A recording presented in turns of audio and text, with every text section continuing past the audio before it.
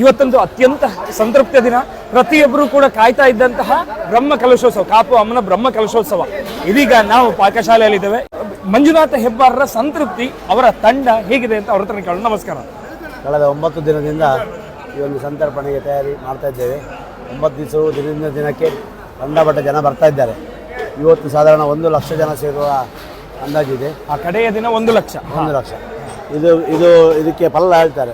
ಪಲ್ಲ ಹೇಳಿದರೆ ಇದರಲ್ಲಿ ನಿನ್ನೆ ರಾತ್ರಿಯಿಂದಲೇ ಅಡುಗೆ ವ್ಯವಸ್ಥೆ ಪ್ರಾರಂಭ ಆಗಿದೆ. ಇದರಲ್ಲಿ ಸಾಧಾರಣ ಒಂದು 50 ಕ್ವಿಂಟಲ್ ಅನ್ನ ಹಿಡಿತದೆ. 50 ಕ್ವಿಂಟಲ್? ಹೌದು, ಒಂದು 50ರಿಂದ 60 ಸಾವಿರ ಜನಕ್ಕೆ ಇದರಲ್ಲಿ ಅನ್ನದ ವ್ಯವಸ್ಥೆ ಇದೆ. ಎಲ್ಲ ರೀತಿಯ ತಯಾರಿ ಮಾಡಿಕೊಂಡಿದೆ. ಇನ್ನು ತಾಯಿಯ ಇಚ್ಛೆ ಹೇಗುಂಟು ಹಾಗೆ ನಡೀತದೆ.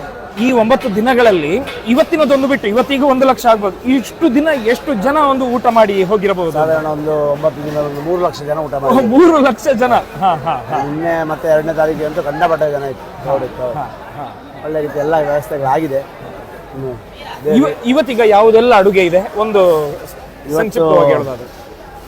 ಉಪ್ಪಿನಕಾಯಿ, ಕೋಸಂಬರಿ, ಚಟ್ನಿ, 2 ಬಗೆ ಪಲ್ಯ, ಚಿತ್ರಾನ್ನ, ಅನ್ನ, ಸಾರು, ಮತ್ತು ಮೆಣಸಿನಕಾಯಿ ಗಸಿ, ಮತ್ತು ಲಡ್ಡು, ಮಡ್ಡಿ, ಮತ್ತು ಸಜ್ಜಿಗೆ ವಡೆ, ಹಾಲು ಪಾಯಸ ಮತ್ತು ಗೋಧಿ ಪಾಯಸ, ಮಜ್ಜಿಗೆ, ಇಷ್ಟು ಐಟಮ್ಗಳಿದೆ.